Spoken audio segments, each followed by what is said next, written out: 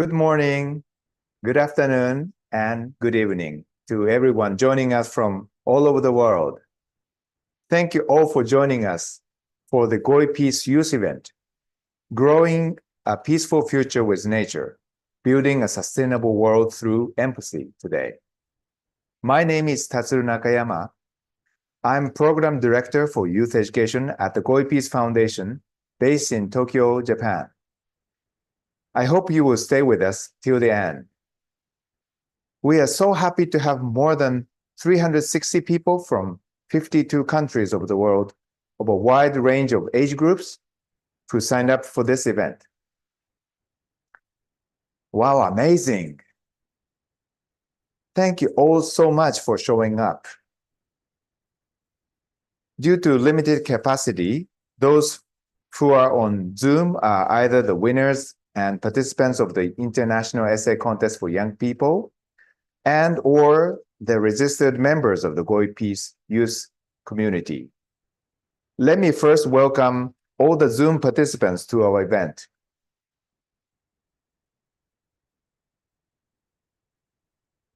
Welcome. And even though we can't see the participants on YouTube live stream, welcome all to today's event.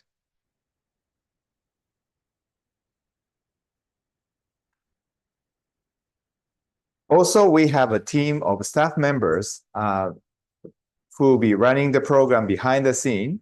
Can you turn on the camera and wave your hands, please? Hello? Okay. So since you are joining us from different countries, can I invite all of you to type which country you are from in your chat box, please?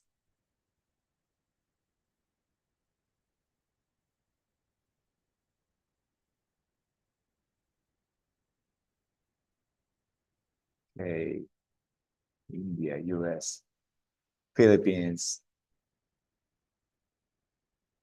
India. All right. Okay. And so can I ask Zoom participants, because you are from different countries, from different with different languages, can you say hello in your native language? So now I want you to unmute your microphone and let's say it all together. Unmute your microphone, please. Hello. Okay. Konnichiwa. 1, 2. Okay, 1, 2, 3. Konnichiwa. Konnichiwa. Great. Thank you. Now you can unmute your microphone. Okay. About Zoom rules, except for the Q&A session, please mute your microphone while you are not speaking during the entire program. So only when you speak, unmute your microphone. You are asked to keep your camera on during the program if you feel comfortable. The event is being recorded and made available at a later date. Okay. So let me give you a quick introduction of today's event. We aim to foster a community of young people from around the world who will play a leading role as peacemakers in their respective countries. According to the results of the recent youth survey on peace awareness, which we conducted with the participants of the International Essay Contest for Young People, when asked what they need in their life in order to contribute to peace, respondents' top answers were: first, education, space to learn; second, chance to voice my opinions; third, connections with like-minded people of my generation. These are the reasons why we organize youth events like this, where participants from various backgrounds can connect and learn from each other towards creation of a better world together. Our youth events are open to all generations from this time, and there is no age limit. Now, I go over the past youth events briefly. Last year in May, we organized Peace Dialogue Hiroshima 2023 in conjunction with the Hiroshima G7 Summit. At that time, 330 young people from 41 different countries participated in the event, a virtual tour of Hiroshima Peace Memorial Park, and facilitated dialogue. Then in September, we organized another youth event under the theme, How Can We Create Peace? We invited Toshiko Tanaka, who survived the atomic bombing in Hiroshima, as our main speaker and learned from her experiences. In March this year, we invited a US-based Kazuhaga, trainer of nonviolence, as our speaker. Now let me briefly go over today's program. In the next 1 hour, we will listen to Joaquín Leguía Orezzoli from Peru, who is founder and director of ANIA, or Association for Children and their Environment, through his presentation and an interview-style informal conversation with Maki, our executive director. Then for 20 minutes or so, we will have a Q&A and dialogue session between Joaquín and participants on both Zoom and on YouTube. The whole program will last about 1 hour and 40 minutes. After the main program, we will close the event, and YouTube live streaming will also finish. But the Zoom participants are invited to stay on and share your thoughts with other participants for another half an hour. Now, we are so happy to welcome Joaquín Leguía, our guest speaker today. He is joining us from Costa Rica, where he currently runs an initiative, Mother Nature as a Teacher. Joaquín is a world-renowned educator and longtime friend of our Goi group. Welcome to our program, Joaquín. Thank you very much for having me here. So happy. Yes. Nice to see you, Joaquín. Okay, let me briefly introduce you to the participants.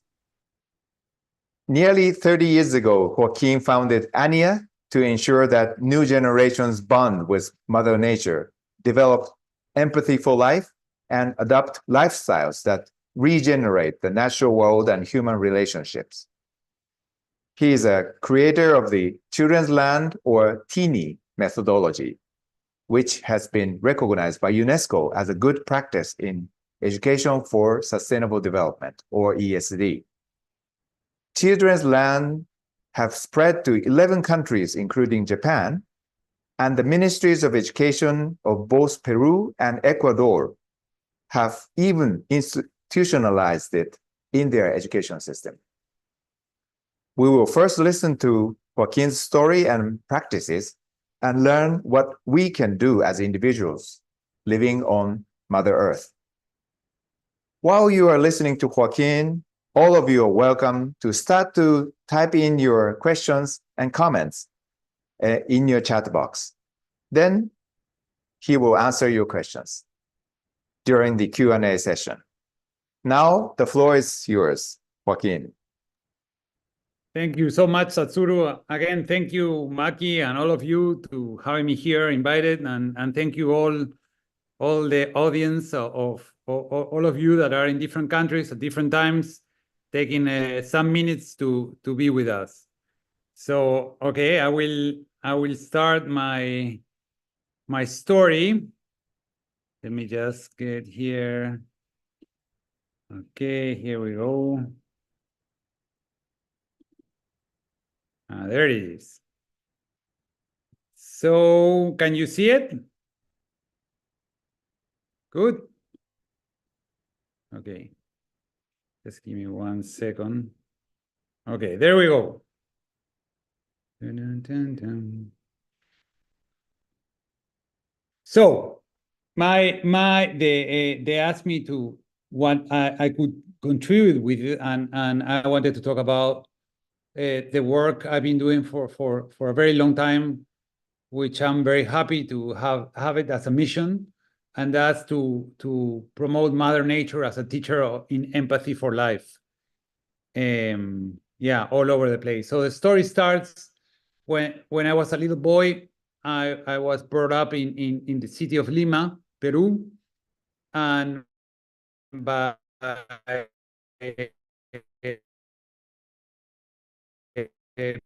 because of some families beyond a wall, and there I discovered a little a magical place. I always say that in that garden I spent a lot of time of my free time, and also when I didn't want anyone to find me. That place became a refuge for me because of what was happening. It's a place that gave me freedom to be who I wanted to be. It gave me security because I could hide whenever I wanted to hide there and no one would find me. And it gave me unconditional love. It's a place where I met Mother Nature and she met me. And she taught me two things, that whatever we do to others, we do it to ourselves. I had my favorite tree that I always climb, and one day I was upset and I kicked it. And of course, it hurt me more than the tree. And it taught me too that it not only exists what we see, but it also exists what we feel. And it's up to us to make tangible what we feel. So I spent a lot of times there. And when I was like 12, 13, because of different circumstances, that secret garden was torn away, was destroyed.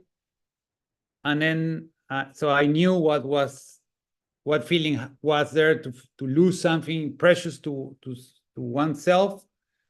And then I grew up, and then I saw that the same was happening to the world all over the planet, the natural world.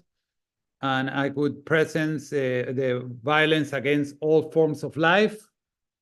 And then I went to university, and then I started realizing that, yes, we were destroying or being really violent with all forms of life. And then all this evidence starts coming out. And one of the latest is called planetary boundaries. And there are 9 of them. And they are essential for us to live, and for other species, of course. And out of those 9, 6 have go beyond that what they should be. You know, it's negative on these 6 of the 9. So that there's the evidence that we're not doing the right stuff and we're damaging life on Earth. And then because of that, we have done the objectives of sustainable development, the Paris Accord, and other initiatives. But it really, when one sees with transparency and when we're honest with ourselves, we feel that we are not moving forward, and we are almost going back too. And then science says that we have until 2030 to revert our way of life and recalibrate our north to have better chance to make it in the future. So I call this the symptom. For me, is the environmental crisis. Environmental crisis is not only outside, but it's inside. Once a little girl told me, Joaquín, and the butterflies that I feel in my stomach, are they part of biodiversity? And that was so beautiful because she was talking about her emotional being. And yes, the environment is the outer environment, which we see all over the place, but it's our inner environment too. And we have to change both to make a difference. So that's a symptom. But the cause is, for me or for many of us, is our anthropocentric operation mode or operation system. Anthropocentric means that we humans feel that we are on top of everything, and everything we have subordinated to our interests. And we have believed that nature is not a living thing, a subject. It's a thing, a commodity, a good. And that's how we treat it.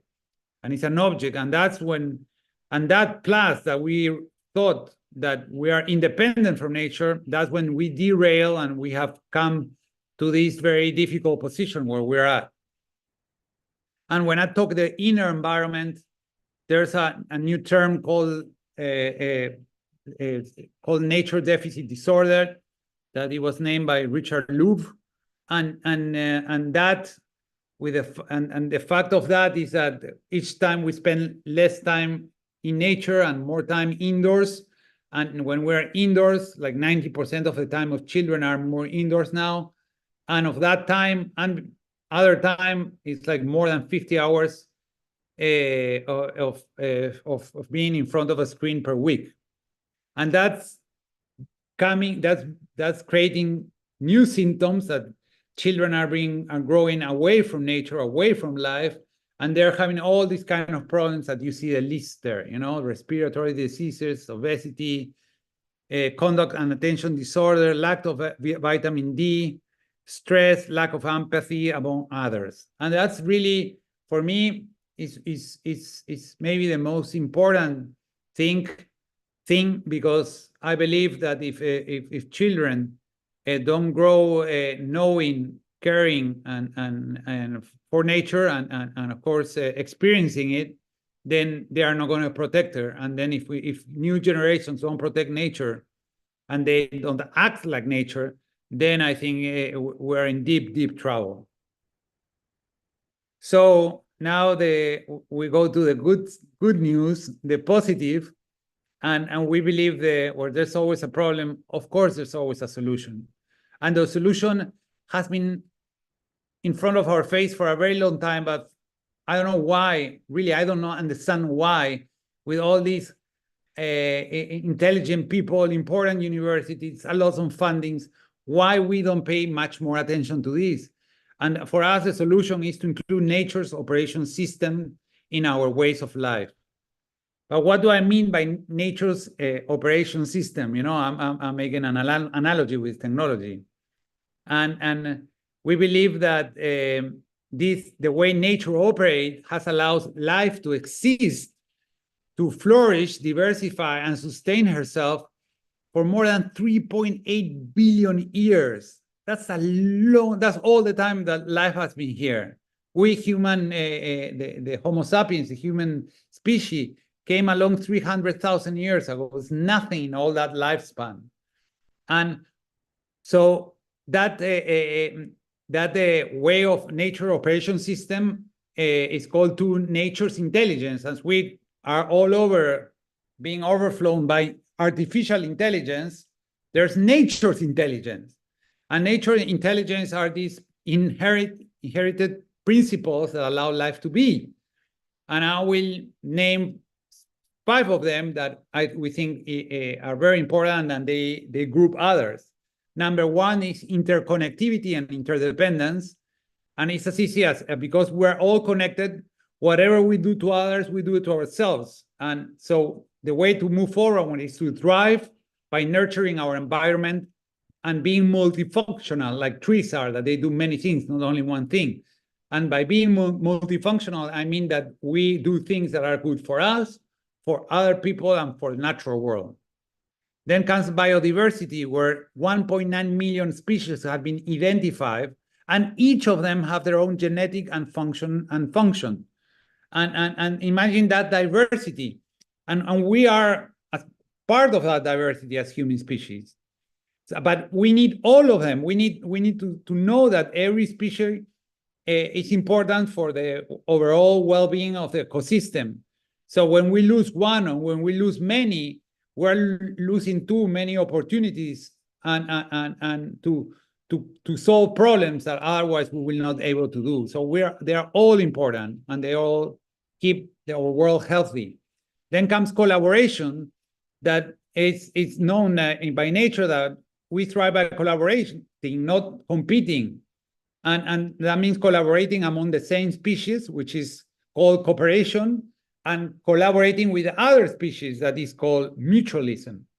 Then comes adaptation, that is how we develop, how we adapt to change, because change is happening all the time, and we do it by innovating, persevering, and building resilience in the process.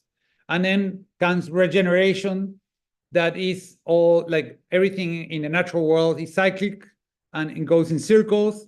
And what regeneration says is that our products and byproducts should all nourish life, not destroy it.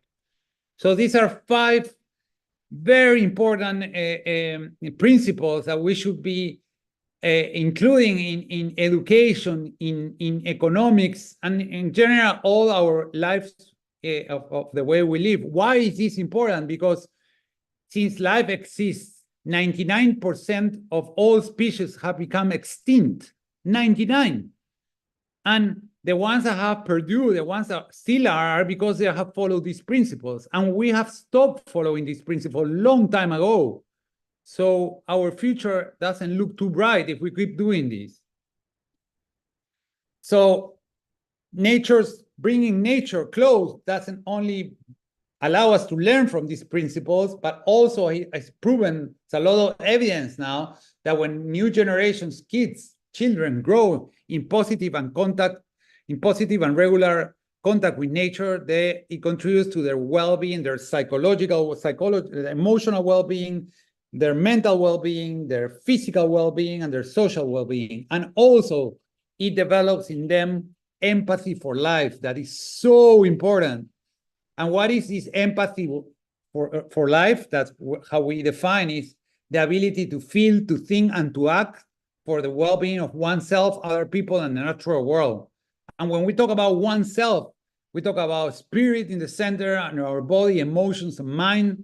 When we talk about others, we are talking about those who we love, those who we see, and those who we do not see.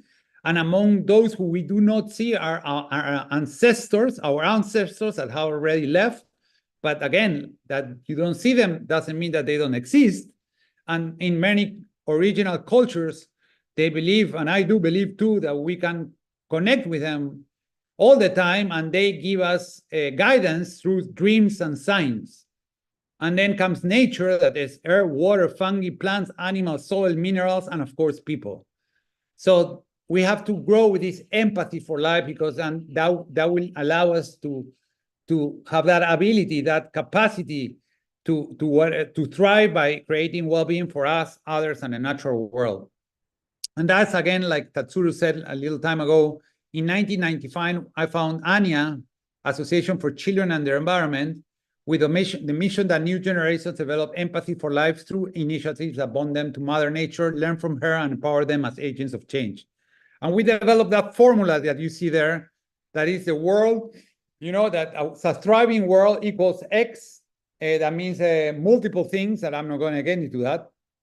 Plus, in brackets, children that are healthy and are okay, plus natural world that is healthy, the ecosystems, but that kids grow also in regular and positive contact with nature, but because there's no one better than her to develop a good heart in them, to develop empathy for life.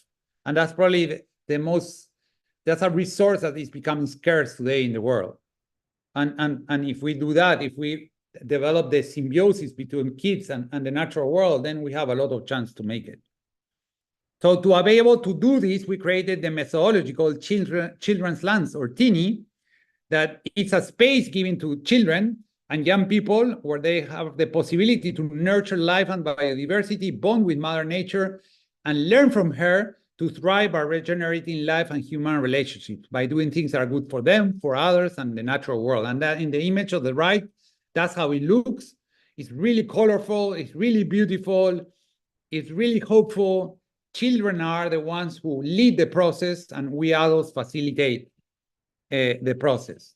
There they connect, they share their vulnerabilities and strengths, they value and collaborate with water, with the air, soil, plants, animal, fungus, and people. They acknowledge and show gratitude to all of them.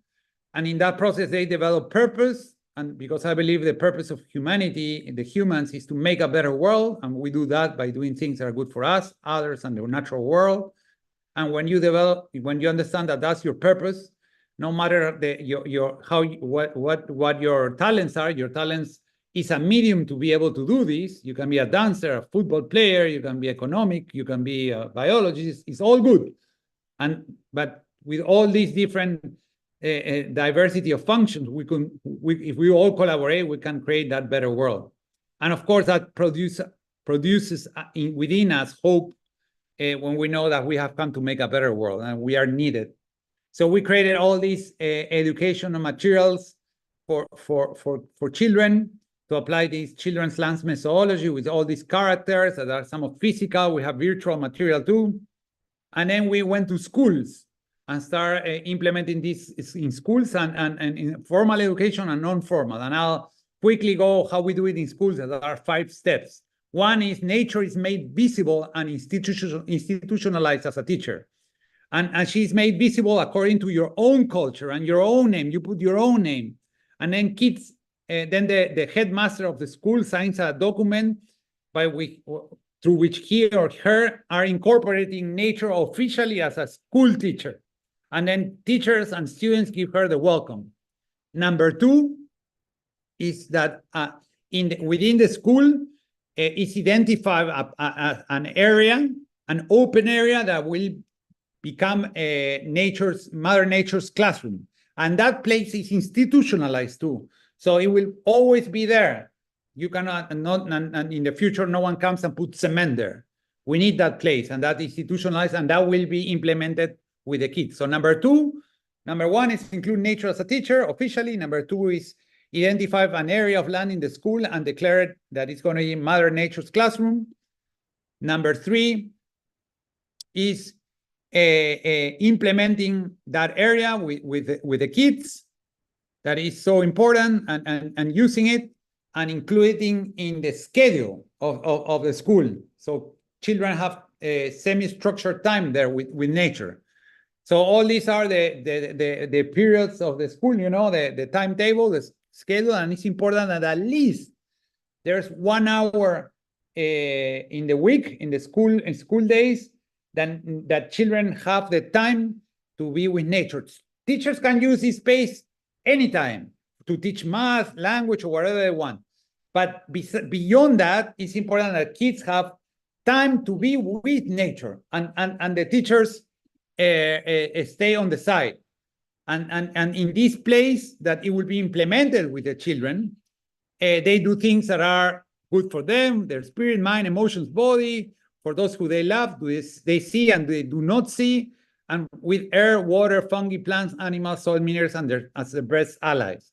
And in this small place, they are going to make a better world. That's so in this last diagram that I put, usually in a school, adults are teaching children how the world should be, and they do different projects. But then what is missing is that in the school, there's a place where kids, all they have, what they're learning from the teachers and what they learn at home and in the community, they can put in that place all their knowledge with love, and you see in that place how they are making a better world. And the adult is there not to tell them what to do, but to help them when they have doubts and guide them. And then the 4th part is that we always believe that schools always are registering the knowledge of the kid. And that's okay, but that's only 50%. The other 50% should be registering and valuing how children apply that knowledge to make a better world. Because today there's a lot of people that knows a lot, but use that knowledge to destroy the world or just for egoistic purpose. But we need in the schools not just a report card that tells the knowledge, but also a report card that the kids, how the kids use that knowledge to make a better world. So we are creating this in Peru as a pilot project, and it's a diary that kids can use through all the school years, and there's a double page where they put the action and they put little evidence what they are doing, and someone that signs. It can be their friend, their parents, or whoever, or the teacher, to show that they have done it. And this booklet is managed by kids, not by adults. They are responsible for using this. And the last is to make this sustainable in the school. There's a plan done by the school with the families and the kids to maintain the area, the nature classroom, all year around, and even in vacation holidays. And also there are activities that students and families do fundraiser to keep this going, this place. And then we have developed a very innovative mechanism called ecosystem service in values and education, by which the the nature classroom, Mother Nature's classroom, is valued because of that, because it's there. Kids can learn from her and develop empathy for life. And the way we raise funds to maintain this place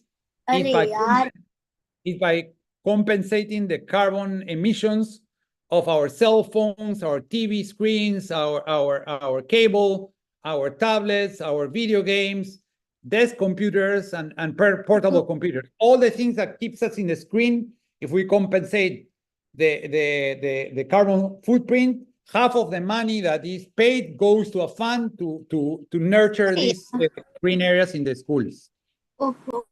And now I show quickly some pictures. This is one school that was like this. They treat nature really bad. And then kids with the methodology, they make a plan, they put a name, and then they make a vision of how it's going to be. And then with everyone participating, they make the change. And this is a change. This is Mother Nature's classroom. This is another place that was all cement, 250 kids in the middle of a city, a lot of them with problems. And then the cement was taken out. They all participated. They loved what they said. Then they have the little space there where Mother Nature would be. And this is how it is today. And it's so beautiful because so many magical things happen there. For example, in this place, the kids planted 10 species of plant, and today there are more than 14. And they were like, who planted those other 4? And then they found a squirrel and the bees and the butterflies and the hummingbirds that were helping them. And this is another space for little kids that they say they had no nature. I say, yes, you have a lot. And then they changed it and they call it the ANIA space. And then you have children learning about colors, touching the animals that come and live there, the ones that visit, structure, smell, all the senses, etc., etc. And this is another place in the mountain that it was like this, and they changed it to this. So you see full of color and emotions and love.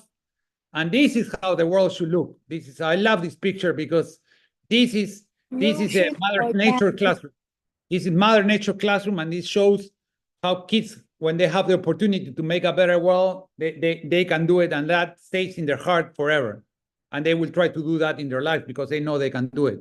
And it's not in schools, it went to homes. This is a girl that had 6 square meters, and then she developed her teeny outside her home with the help of mother and grandpa. And today she has grown up and their children are there. And there you have many different ones in different places in the cities, in rural areas. They all having their little piece of land there. And this is a neighborhood. This is a young guy that there were a lot of gangs in his neighborhood, and he wanted to help the kids. So he created his own children's land, and then all the kids start doing themselves. And then the kids asked the community members to give them 100 square meters to do their own place, and this is what they did. So beautiful. This is an indigenous community in the jungle. The woman in the center with the red in her belly, she's the chief, and she gave 12 hectares of rainforest for the kids, for them to keep doing their traditional practices, but also bring drones and bring technology, so they will combine the traditional with the modern to manage the 500 hectares for the good of the planet and the well-being of all people. Then we had a municipality that did a legal document by which they recognize the contribution of children to the city or to that town, and they use a teeny methodology as a quantifiably as the indicator of the kids what they were doing in the school and in their homes, to measure and to recognize that they were contributing with so many square meters of land to better the place. At a national level, like Atsuru mentioned quickly, the Ministry of Education of Peru institutionalized the methodology in 2015. In Ecuador happened the same in 2017. Things changed later, but they did it at that time. And in Rapa Nui, Eastern Island, they have done it too. In Peru, the Ministry of Environment, in a groundbreaking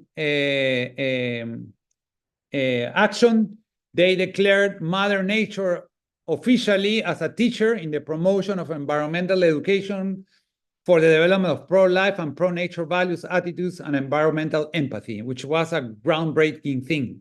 So this helps the whole movement. And then we work in different parts of the world, as Maki and Tatsuru mentioned, in Japan too, in Fuji Sanctuary, which we're so proud of. And the little green dots are growing, and hopefully they will keep growing. And the methodology contributes to Green School Grounds Movement, Greening Education Partnership with UNESCO, Education for Sustainable Development, and thank you too to our work with Japan. In 2012, by the UNESCO declared the Children's Lands methodology as a good practice of education for sustainable development that helped a lot move this forward. There are some images. This is from Canada, where it's growing in the Hamilton area, in Toronto, South Toronto. This is in India. And this is, this picture was taken more than 10 years ago, and of course, it's still going and flourishing. There we are, all with black hair. And then in the media, we created the ANIA character, and we made videos, and it was in Discovery Kids in all Latin America, next to Peppa Pig, and it was a success. And then we have her like in like sculpture that she goes in different parks promoting love for nature in kids. And then there's a documentary that was created in Brazil that is called The Beginning of Life 2, and you can see it in all these streaming platforms. And there it talks all about the importance of nature in the life of children. And then you will see me there too, and you will see the methodology mentioned there too. And ending now, our vision for 2030 is that Mother Nature is recognized as a teacher in several countries, and new generations grow with her and learn to thrive by regenerating life and human relationships. And finally, we get to be human beings. We start participating as nature. That is so important. That's what we are. And our strategy to be able to do that, I moved to Costa Rica 2 years ago, because probably Costa Rica in the whole American continent is the only country that has declared peace to life, to all forms of life. They abolished the military, and they invested a lot in education and environment. And our idea is that Costa Rica becomes the first country to include nature as a teacher in the formal education system, as a regenerative and sustainable education, and inspire other countries to do the same. That's why we moved here with my family. And then we're moving to develop 5 outputs that they make a policy that include nature as a teacher, that there's the first couple of universities that in the Faculty of Pedagogy, they include Mother Nature as a teacher, and we're almost there in one of them, that it has more than 20 leading educational institutions that are a role model for other schools to imitate, an online and in-person course to teach education specialists of how to do this from other countries, many countries, and that Costa Rica embraces ecosystem services in values and education to help sustain green schoolyards. And this all started in Peru, but then I came to Costa Rica to help from here join efforts with all my partners that you can see their logos on the right to go global. And to end, you remember I said that I had my garden and it was destroyed. Well, this is how it was. There was put a lot of cement on it. But when my son was, I had a daughter that is 14 and a son that has 11. And my mother, when my son was ready to be born, she agreed to take the cement out. So we did, and we created back, we restored the land with nature's intelligence. And there's my son when he was a little boy, and my daughter when she was little. And that place became again full of life, and they have grown with it. And that's the same place that I didn't tell you, but that me and my brother, we grew up. Like I told you, I had this special garden when I was a little kid, that secret garden, and that's a picture of me when I was a little boy with my brother who has special abilities, and he helped me a lot develop that empathy of life too, as that place did. And finally, this is where we live in Costa Rica. This is the house, and of course, I had to do the teeny methodology there, and you can see how it is now. And it has a lot of magic because it has a little place with stones with flowers painted on them that is ancestors. and it has a little sign that says, thank you, ancestors. And every flower, every stone, and every flower, and in the back of the stone says the names of the people I love that have left this world and they're in the other world. But I always go there and I thank them for having here, and thank them and ask them to guide me with signs and through my dreams. Then there's a lot of art, like that snake that is a branch that I painted, and it's like a biological control of rodents. Then I have the little on the top side, there's a sculpture of Mother Nature with a water there, with an energy of solar powered little engine. And then on the right we have the hotel of the bees, and then have all these flowers that all the pollinators coming, the fungus are coming, and then that piece of old trunk there. I read a book called The Giving Tree that inspired me so much. So I got a dead piece of trunk and I put it in the middle. So that trunk with the help of the fungi, it will come in a magical way alive. And now it's under her shadow and protection that new seedlings are growing. And that for me is a sign of hope. And that's what we need to do. Everything is important, and we need to here work with nature's intelligence. Again, we're interdependent. We need to protect biodiversity, and in this place there's a lot of biodiversity. We need to collaborate with our species and other species, and we need to adapt, to change, and to regenerate like fungus does. And this is really the last slide. These are called marabunta ants, and I love these because when they are moving and they face an abyss, a place where they cannot pass, they in a magical way they grab each other and they create bridges with their own bodies, so then all others can cross on top of them. And believe me, we need to do this for the new generation. We adults, they of course want this to happen, but alone they cannot make it happen. It's impossible. We adults, we need to be that bridge, and with all the best we have within, and let the new generation have the opportunity to cross to the other side to create a better world for them, for others, and the natural world. Thank you very much.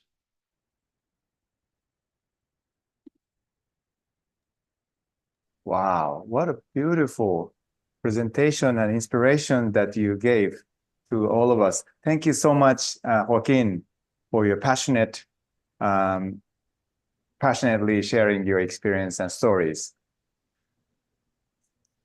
Now, can I invite Maki to join us in this coming session? It's an interview, style conversation that between you and Maki. So now the floor is yours, both of you, Maki and Joaquín. Thank you. Thank you, Joaquín, for a beautiful, amazing presentation.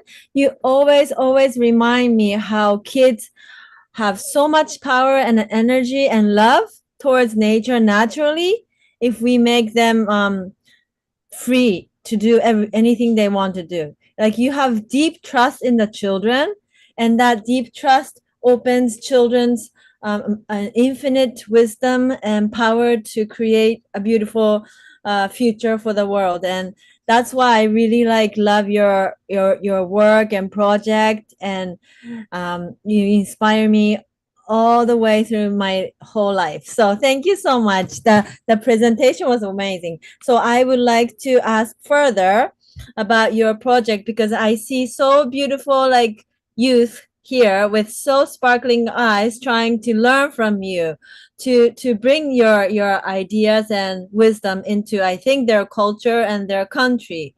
So if they are inspired to do, if the children are wanting to create changes for the better world, what would be the first step that you would advise them to do? Thank you, Maki. The first thing I will advise them to do is to do it at home. It's the first time. It's a place where everything starts. It's our own home. I see a lot of initiatives of young people of different, and even adults that they are doing things, recycling from the office, from the school, or planting trees with the company, or kids that go in a trip. But then when you ask them, okay, and what are you doing in your house? They're like, bloop. No, they cannot answer.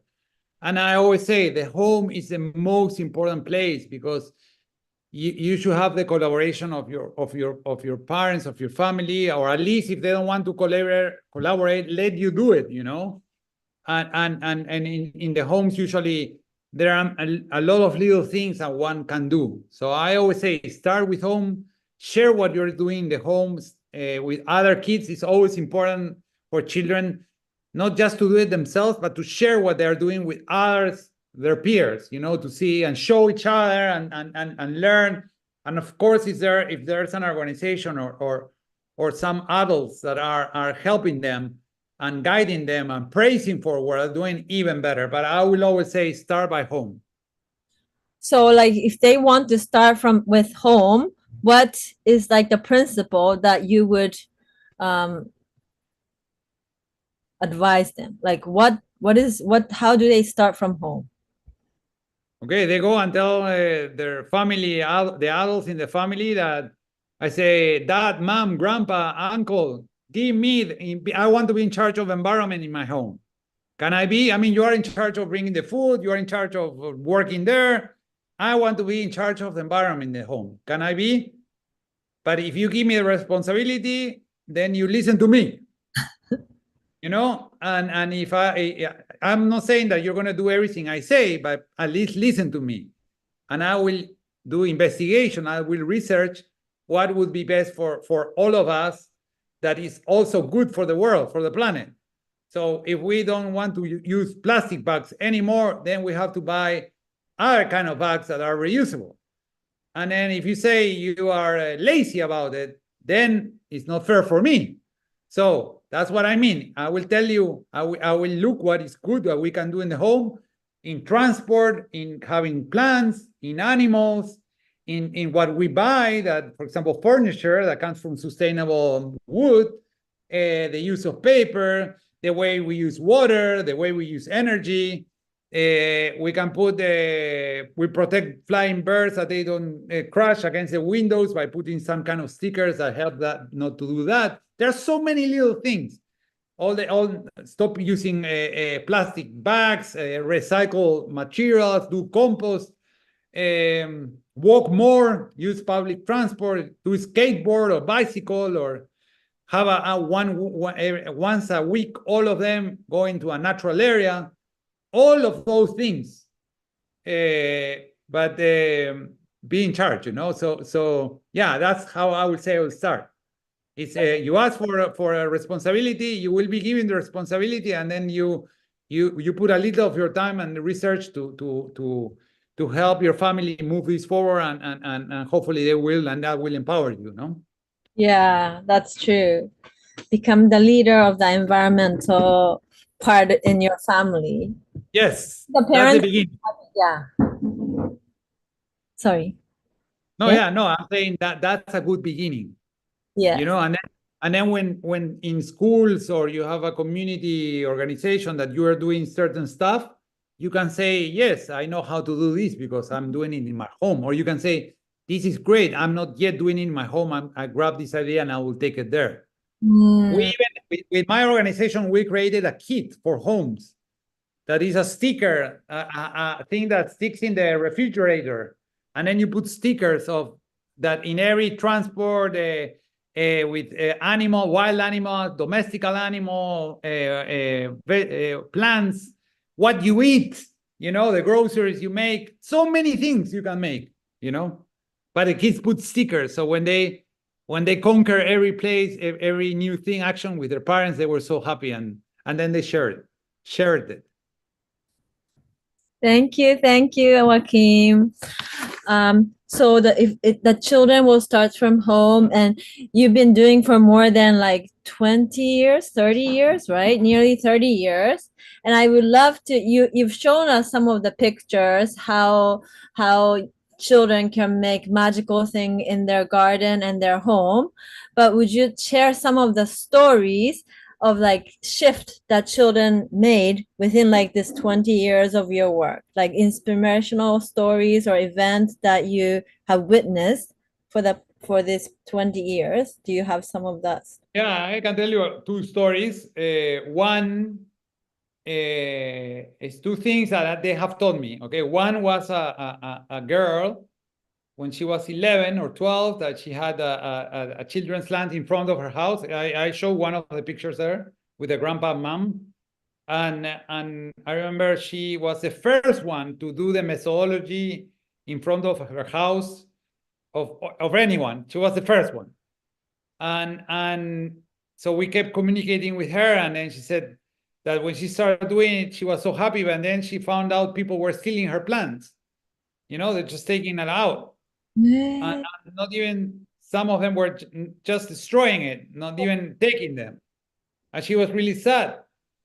But we always, because we were close to her, I said, well, we have to persevere. We just have to keep doing it. And while she kept doing it, she put a little sign saying, don't destroy, ask me. And then later on time, she said, no one is asking. So then she put a little box with little plants, so they would take them, in a little container, and that started helping. And after a while, no one else took anything, and the neighbors started doing the same with her kids that she did. So she gave me a big lesson. That is, you don't change the world when you plant a plant, when you plant a little tree. The world starts changing when the one that destroyed it stops doing that. Oh. And for that, you have to have 10 little trees to plant, because we are in a destruction mode, So if you're going to plant one tree, be sure to have another 10, because they're going to destroy 9 until that 10th one will stay. That's how the world works, and that's what that girl taught us that. So that's one story. The other story is a group of kids that they had in the plaza, the square in their little town. They planted some plants, but at the same time they wanted to do something about the garbage, and the adults, they saw all these garbage people throwing garbage, so they grab a box, just a common box, and they tied it up to a post. And they put garbage here, put the garbage here. Okay, so then they did that, and they went to bed. The next day they ran, it was a Saturday, and they came back Sunday, and they saw the box in the ground. And then again, they did a second time, a third time, and the box was in the ground. 4th, 5th, 6th, 7th, the box was in the ground. 11, 9, 10, 11, the box was still in the ground. 12, 13, still in the ground, and the 14th time, the box was in the post. Then all days after that, the box was always there and then full with trash. And again, what happened is that in that little town, of course, there were the 16, 17-year-old young guys that they were wanted to destroy everything, So at the beginning, they all kicked the box and they laughed, they all came like at night and they kicked it and then they start laughing. And by the 5th time out of the 8 guys who did that, probably 4 were not doing it anymore. After the 8th time, maybe 2 were doing it. And after the 12th time, only 1 was doing it. And by the 13th time, we heard that the others told him, if you do it, we will kick you. And he didn't do it because, of course, the kids that were doing this were their cousins and some little brothers, and because it was a small town, they knew them. So, and then that's how the mayor of the town, not that town, a bigger town, heard about this, and he saw the experience, and he congratulated the kids, put garbage cans in all corners of the plaza, of the square, and he gave a lorry, a truck, for the little town to collect the garbage. Because so what did they teach? What did the kids teach in that? What was the lesson? Was to perseverar. Why? And then that's the lesson, that don't give up, because maybe the next time that you were gonna give up is when things change. You miss it by one. So never give up, because you never know when is the next time that will change the system. So there you have, Maki, 2 stories. So beautiful. The kids is teaching us so many things Yes. there. And so like would similar things happen to your project and your work? Like something really very difficult situation come through within this 20 years where like you felt like maybe I should give up or I can't pursue anymore, but was there some of the time that challenging moment in your life that happened in the past? I will share 2. Once I was interviewed in the radio, and I said that a little plant, just one plant pot with a flower, could make a difference. And I had just moved to a new office, all in the city, and we had a little terrace, and there we had 2 plant pots with flower, And I was sad that morning, because I heard in the radio that they were laughing about what I have been saying, the critics. Yeah, how can a plant pot make a difference? And I'm not exaggerating, Maki. Not less than 1 minute after that, a hummingbird came by, stopping that flower that I had in my terrace, sucked the nectar for like 5 seconds and left. And then I said, that's a sign. That's a sign that it does make a difference. Yes. It's not the matter how much it makes a difference. It's that it makes a difference. And there I learned that with the kids too, that maybe they have 3 plant pots and they say, how can we make a difference in the world like this? Well, let me tell you, most of the people in this world, not most, but many, they die. And before they die, they destroy things. Many people go in this life with indifference. They don't care. They do not destroy, but they don't heal. So and then there's another group that heal things and regenerate. And just the fact that they are doing it, it doesn't matter how much they do. It's just that they are doing it. And if they are doing it, they're above many others that they are not doing nothing or destroying. So and that was another teaching from the kids too, that we learned, that it's not how much you are doing, it's are you doing?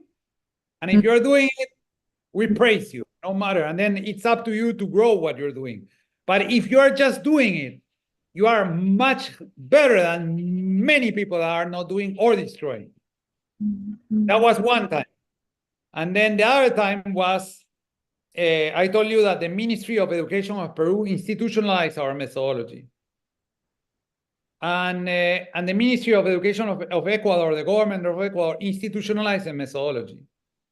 But curiously, in Ecuador, because of change of governments or whatever, the woman who took the methodology to the government of Ecuador, that used to work for one of the UN organizations, she helped us bring it to the government, and it got institutionalized. But when she was Ministry of Education many years later, or 4 years later, or 3, she destroyed the education program, I don't know why, with our initiative there.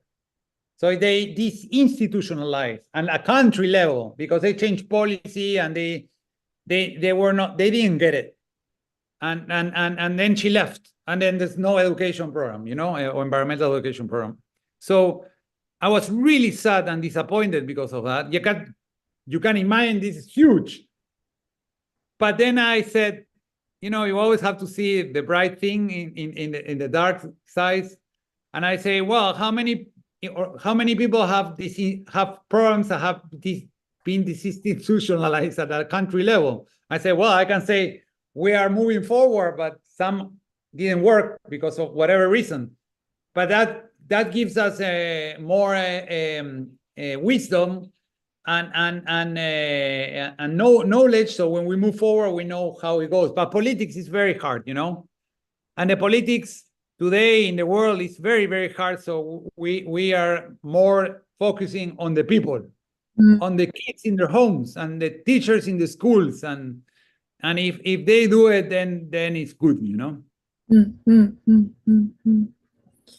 It's amazing that how you are able to see the bright side in the dark moment, you say. And I think it's so important for us to be able to see the bright side even in the dark situation that you are in. Is there like any like skills? Like how are you able to see the bright side when you are like really in a difficult moment? Like you're hurt and you're like right now too, the environment, even like we treasure one pot in our garden, you see in the news, and there's like so many trees are cut down in the world. And then how are you able to keep hoping and, you know, keeping that image in yourself of the bright side of what you're doing in your like difficult moment? I believe, Maki, our mission doesn't start with this life and doesn't end with it either. I think it keeps going. It came from before and will keep going, you know? And I believe, of course, I feel despair a lot of times. But when I see my kids and I see the other children, I cannot stop, you know? It's like I didn't come to stop in this life. I came to move forward. And no matter how difficult it looks, just for me to move forward makes me stronger, you know what I mean, within me. And if my kids, when they are older, they told me, Dad, what did you do? I will say with pride, I did everything I could. And I have to trust the things I do not control, that what I'm doing connected to what you guys are doing in Japan, to connected to others are doing in other places, will be enough to leave a little bridge through which new generations can walk through to create a better world, you know. And again, before we started this, we were talking on the behind the scenes, and I always say that there are things that make me so hopeful, like they are simple, you know, like a little candle, the light of a little candle, the light of that little candle. When there's light, you don't see it, but it's still on. But when it gets dark and it gets darker, everything, that little candle brights with more strength. So I don't know what's the chemistry behind it or the physics, but that's how we should be. The darker it becomes, our initiative should be more brighter, because they are, you know, because people are looking for hope and they want, and so if they see little lights, then they can follow us because of hope. And the other thing I believe is that we cannot sit down and wait for hope to come our way, because it will not happen. I can tell, I have learned that hope will not come our way. So then I decide that change the name and we say tangible hope. And tangible hope is not the hope you sit down that to wait for it to come. It's a hope you produce with your work and with your life for others to feel it, you know, and keep going. So that's tangible hope. We have to create it. We have to produce it, because it's not going to come our way other ways. So yeah, so I have many little things like that.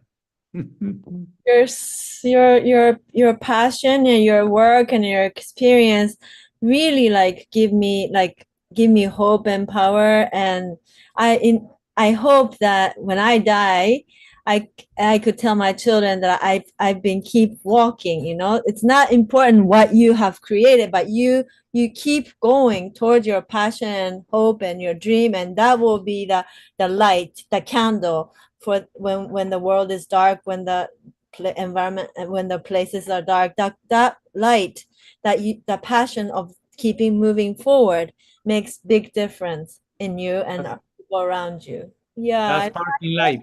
You know about that sparking light. And Maki, I do have in my prayer that is very spiritual. At the end of it, I say that when I'm gonna go to the other world, I aim that little Joaquín, me when I was a little boy, will come out, will climb through my body, will hug me, and will look at my eyes. And he will tell me, we made it. We made it, and then he goes down, he grabs my hand, and he takes me over the golden bridge, over the crystal waters to the city of light.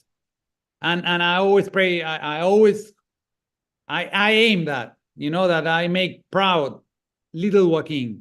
And he tells me on my eyes that we have made it. We didn't surrender. No matter what happened, we kept going. Of course, we bled in the way, and we felt despair, and we cried, and that's normal. That's perfect. No one is Superman.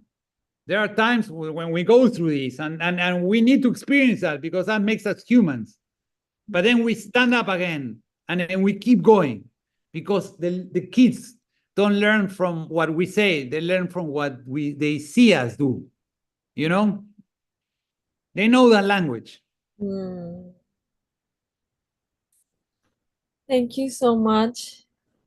I've been seeing from YouTube and Zoom that there are like so many questions that's coming up from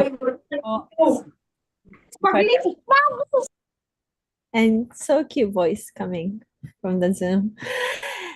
So should we ask questions from the audience and the Zoom people from the Zoom member? I mean, this is a beautiful chance for each one of you to really directly ask Joaquín, who has been holding this passion to create changes, beautiful changes for the earth for 20, 30 years. So I would really love to give this chance to the people on this Zoom call to voice out their questions so that he can answer. Okay, so may I interrupt you, both of you? And thank you so much, Joaquín and Maki, for a very nice conversation that we were so happy to watch and learn from you. Now I can see some questions on Zoom chat box, and some are collected from my colleagues from YouTube. So may I first ask some questions from Zoom participants? Then I will move on to YouTube. And first, I can see Narayan from the USA who left a couple of questions, not just one. So maybe Narayan, you can unmute your microphone and ask your questions altogether to Joaquín. Go ahead. Okay. So thank you so much, Joaquín, for a truly inspirational and fantastic speech. It's much appreciated. And you share so much wonderful wisdom. My first question is, can you share more about what it looks like to discuss the concept of biodiversity as part of nature's intelligence within economics? That's a profound question. What I can tell you is that the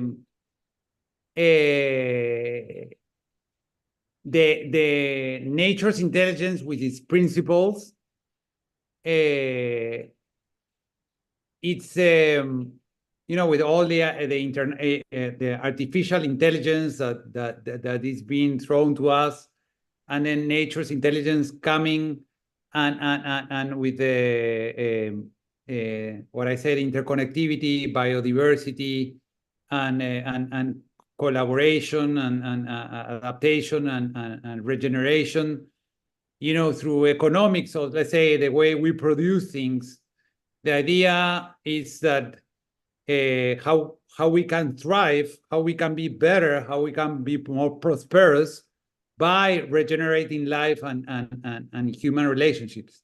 So it's how we nourish biodiversity and by doing it, we can earn money and be good or better, okay. And so instead of investing on monoculture, for example, activities that are just one crop being grown and putting fertilizer and pesticides and blah, blah, blah, how we grow many crops in one place, of course, it's going to be more work in one way, but it will save money in other ways. And it's maybe you're not going to earn the same in a short term. I'm talking about only money, but in the long term, maybe yes, because you will spend less in things that you would have to spend other ways in the short term. But at the same time, the idea is that economic only is not only measuring how much money you make, but also how much benefits you create for the people and for the natural world that helps you have a sustained income for the long term. So that's just, I'm not going to keep going through a lot of examples, but that's one how biodiversity is important. No, if you're fishing in the oceans and you're overfishing, and to fish, I don't know, one species of fish, you are fishing many others, and you don't care, and you destroy them. It's how do you do to fish only that species that you want without taking in your nets or whatever other species of fish, and doing it in a way that the little fish can still be around. So you are responsible when the time is to fish, and not fishing all the time in any place, because there are places where the baby fishes are coming up and they need their mothers, and you cannot fish those areas because then you deploy the whole resources. So there are many different examples, but I would like to answer finally your question by saying that if it's a long-term economics, then that on its own will be much better than the short-term economics. Thank you so much. And I had one more question. Do you have any mindfulness practice that you like to do or that you recommend to do when you are in Mother Nature and want to more deeply connect with and understand Mother Nature? And if not a mindfulness practice, maybe some other reflective or contemplative activity?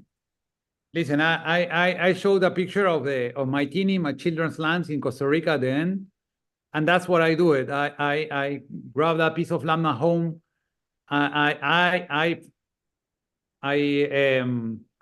thank the soil, and of course that soil that you saw was not good because there was a construction there. But then bring the little worms, make better the soil, and then plant the diversity of plants. Then see how the bees, the butterflies, and the hummingbirds are coming. And then I learned from native North Americans. They trained me for 10 years, and they taught me about the amazing from the north, the south, the east, and the west. And I loved that.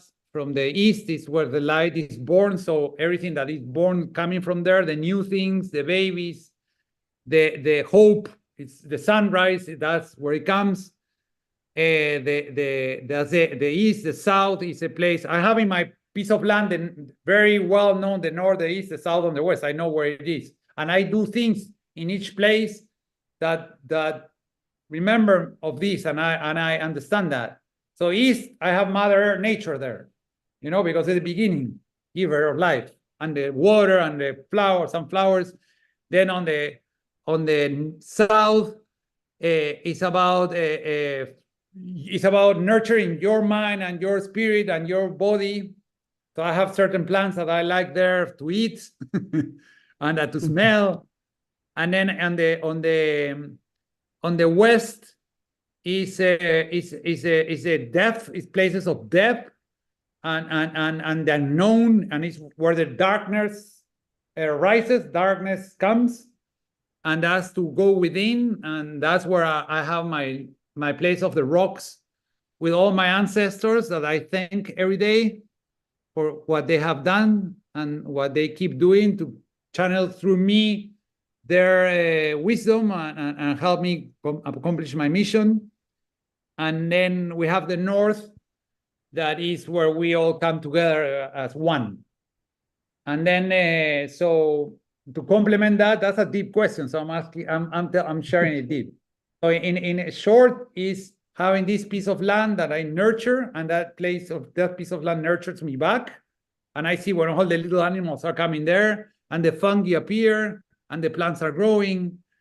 And another thing I learned there that I practice there is to always, that there are 4 forces in this world. And every night I before I try to go to bed, I do a little prayer in my head. And then in the morning, I go to this piece of land. And these forces are our ancestors, like I mentioned, that they are not there doesn't mean that they don't exist.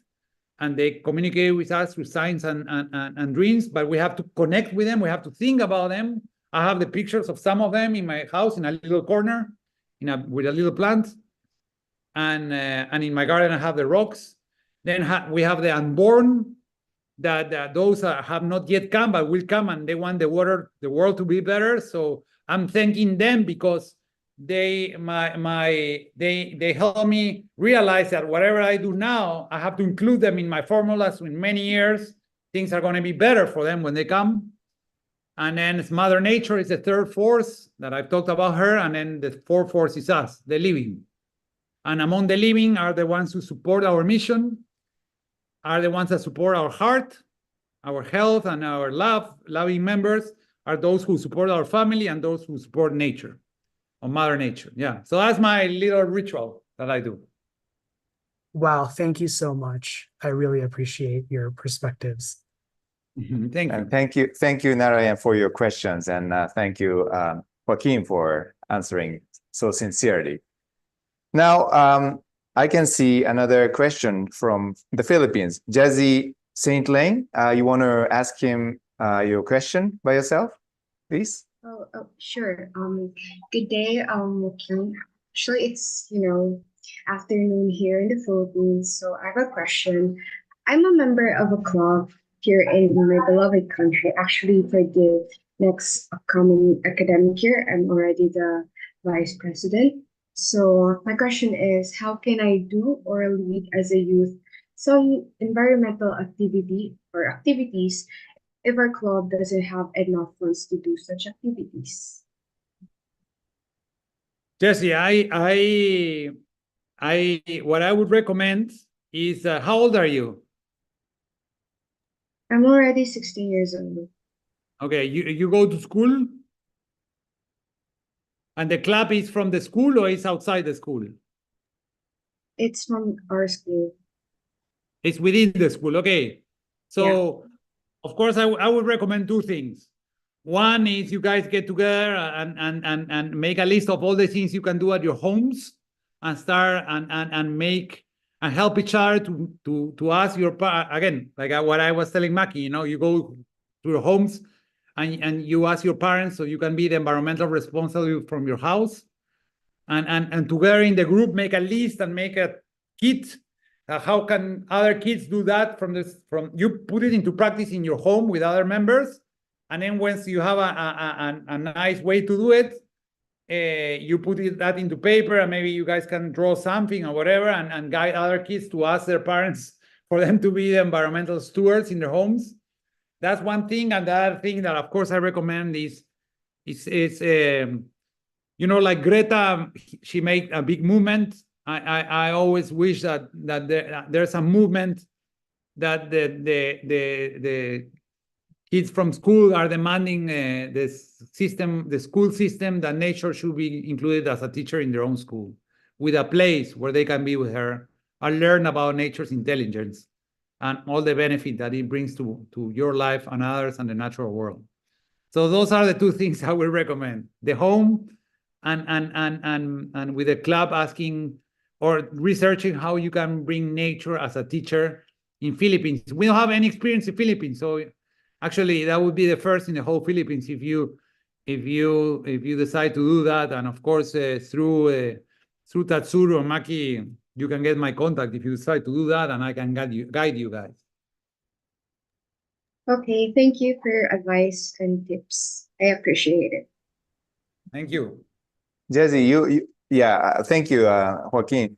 Jazzy was asking you about if her club doesn't have enough funds to do such activities, what could be your advice? That was her question, but I think you gave essential answers to her and advice. No, I'm sorry, I didn't listen well. Well, listen, there are so many kids that they don't need the funds. It's better if you don't have funds.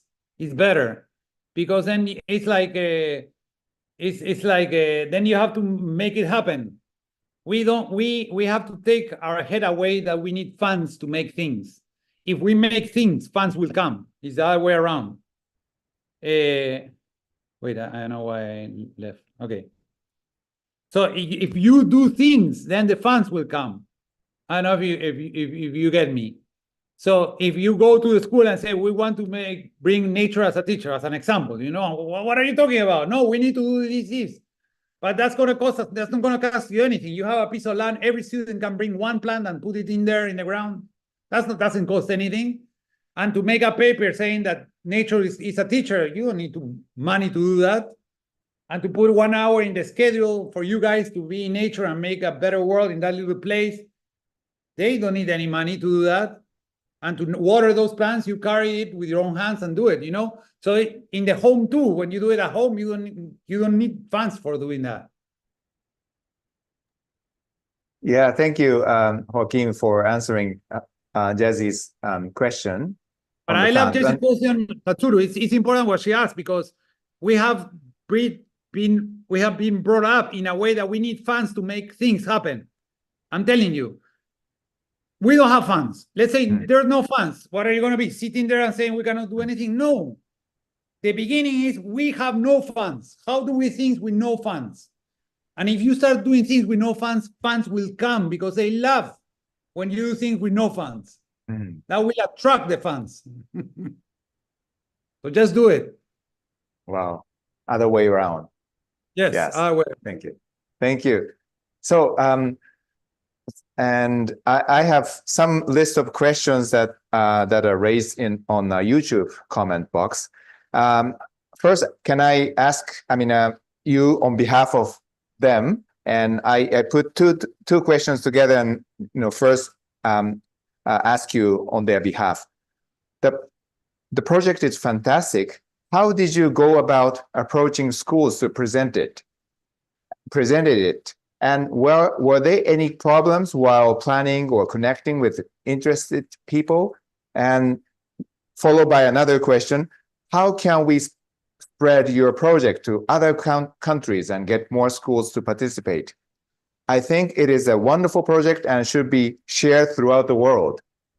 Those are the questions raised to you first. Well, that's beautiful. I'll say problems. We had so many problems. Once a wise man told me that if there are no problems in your life, it's because you have died or because you are paralyzed. You're not moving forward anymore. So problems and the more you get to the cause of the problem, not to the symptom, but to the cause, the problems get better and bigger and more challenging for sure. So no, we had so many. Just to answer that question, we started in the Amazon where I used to live in Peru, and we started with 5 communities with 5 schools. And to make it very short, only one community with 1 school made it out of those 5. But that one transcended, and so it only takes 1 school to do it, and you concentrate there and then put the light on that, and others will get inspired. Yes, that's one. And with that, I will add that today we don't have time to convince anyone. If you need to convince someone, get out of there, because there's no time for that. We need shortcuts. Go and look for those that want to make the difference and are looking for answers and looking for solutions. Work with them, because we need shortcuts, and that's one shortcut. Don't work convincing anyone. Work with the ones that are already convinced, that are looking for a solution to the problems, And if they find a solution in your methodology, then you make that collaboration it's needed to move forward in a faster way. Okay, those two things answer the first question. And then the second question is I am, listen, I have a really good relationship with the Goi Peace Foundation and Maki and Tatsuru and everyone. So my proposal is going to be how I join with them for kids and young people in different parts of the world that we want to make this happen, that they can access resources in English or in Japanese or in some other way that they could move forward this movement of bringing nature as a teacher and with her own classroom in schools all over the world, because that's our aim. So I can tell you, if you are in Latin America, you will find the resources, but in English, we don't have them yet, and in Japanese, less. But the idea is to collaborate with other organizations to make this accessible to everyone. So the ones that are from Latin America, no problem. You can contact me through the website.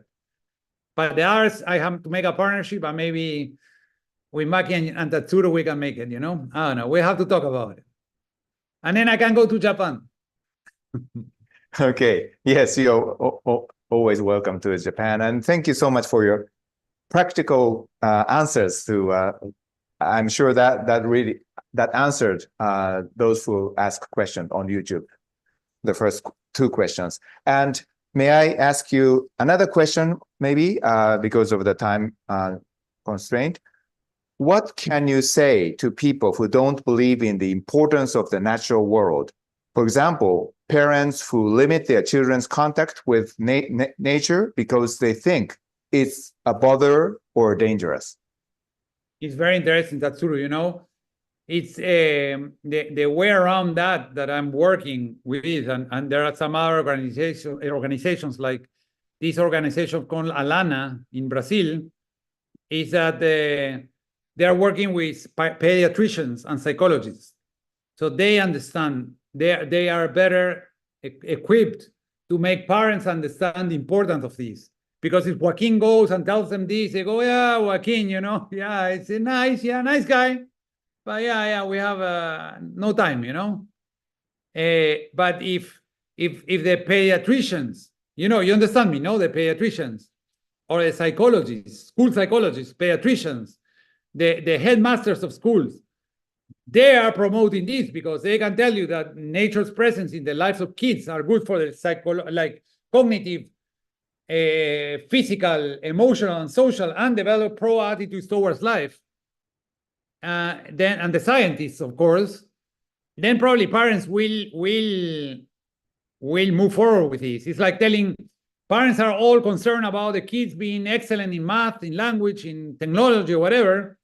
So if again the school psychologists, the headmasters, the pediatricians tell them, listen, your kid is not going to be as good as others if they are not in contact with nature, then parents will start paying more attention and doing everything they can to take to help their kids be in touch with nature and do things with her, you know. So that's a shortcut there, and in Brazil they are doing that. Well, of course, yeah. It's not limited to Tatsuru. There's a documentary that I show you. That's the beginning of life 2 outside. That it's on Google and it's on Apple TV. I know many things. So and I'm there, of course. You know, so. But the point is that there show the parents and the school teachers that documentary, and then they will understand what I'm trying to say. Thank you. Yeah, I will look into that documentary, and that's the one way to you know, understand the importance of approaching nature, and that might be really persuasive for parents for you know, for the children, for their children. Thank you so much, yeah, for answering again so sincerely. I'm really sorry, but the time is up, and a question and answer session is over. So we'd like to close, come close to the end of the program today. And first of all, let me thank you, Joaquín, for sharing so much of your wisdom and love to nature and what you have witnessed and what your life story has been all about. And lots of hints were given to us during the earlier session. So let us all give him a big applause. Thank you. Thank you, Joaquín. Thank you so much.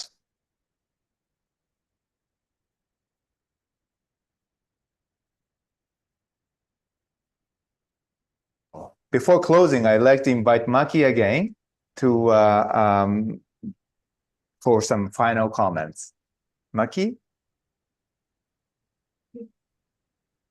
Unmute, please. Yes.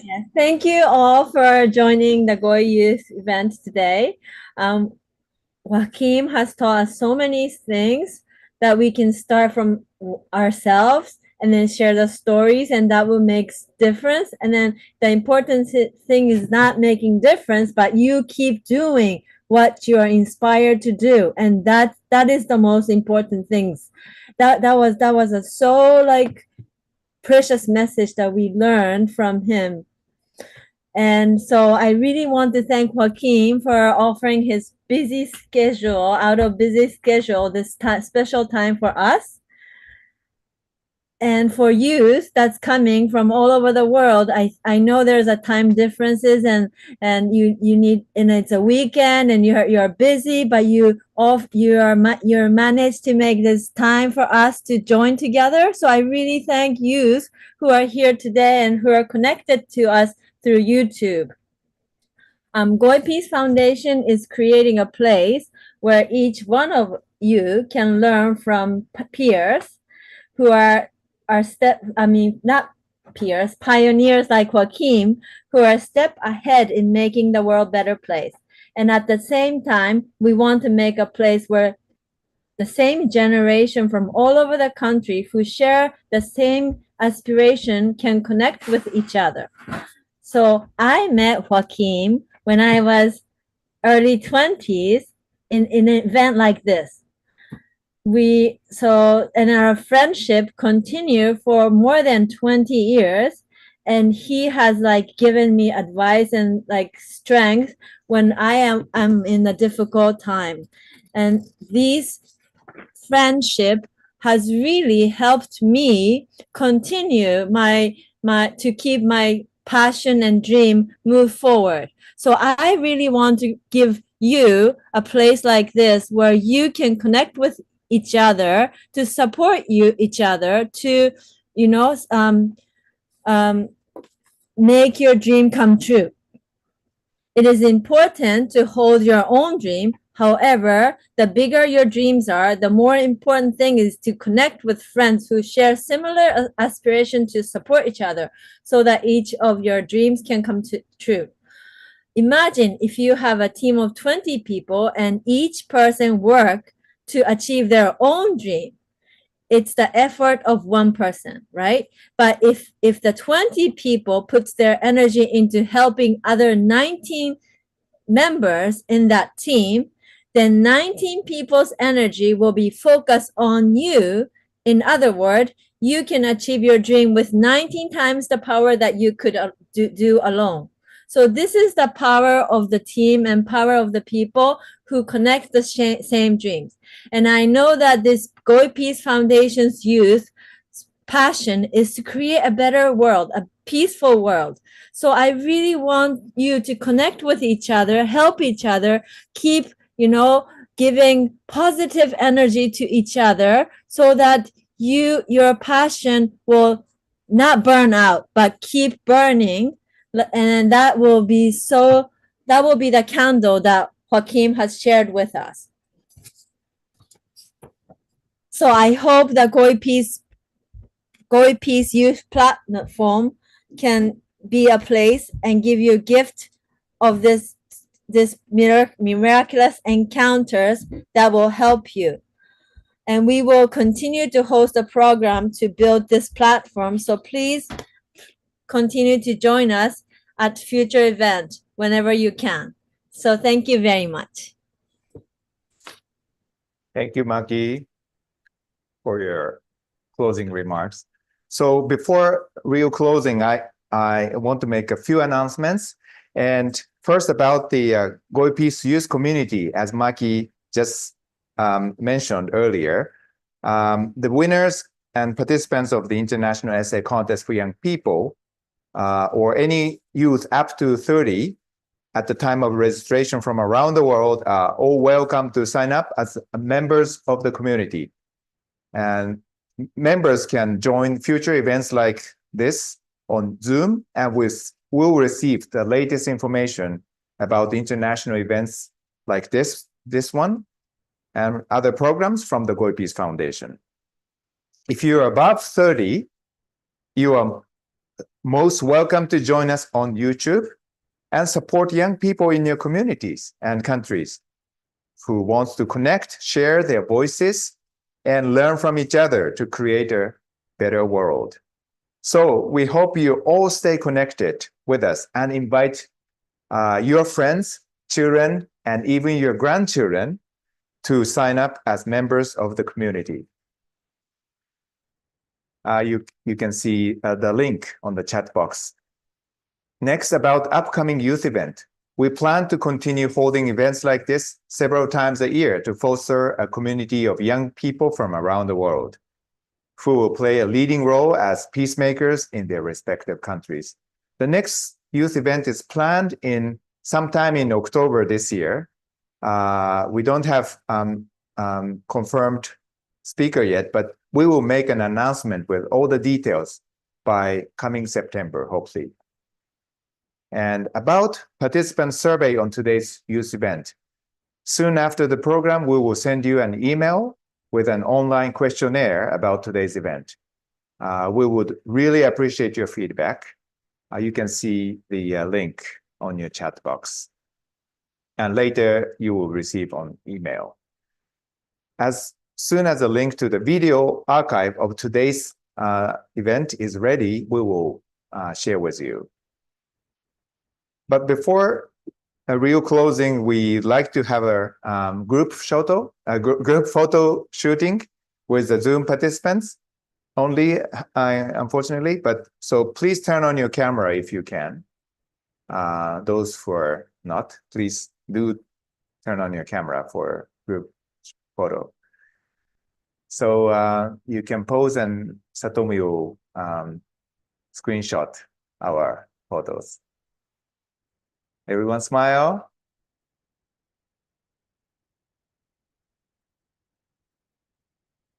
Great. Enough, Satomi? Yep. All right. Thank you, everybody, so much for your active participation. Those on YouTube as well, thank you so much for your active participation and many questions that you all share with us. And finally, once again, Joaquín, thank you so much for your inspirational talks and answering to our questions so seriously.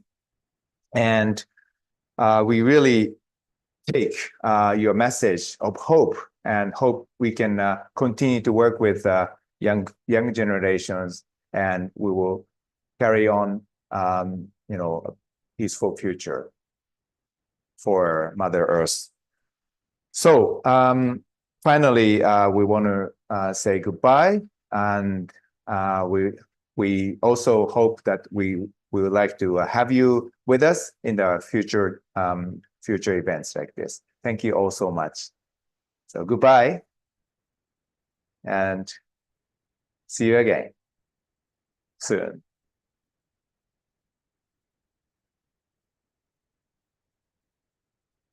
So if you're Zoom participants and want to stay for the group sharing session for another half an hour, please stay for a little more while.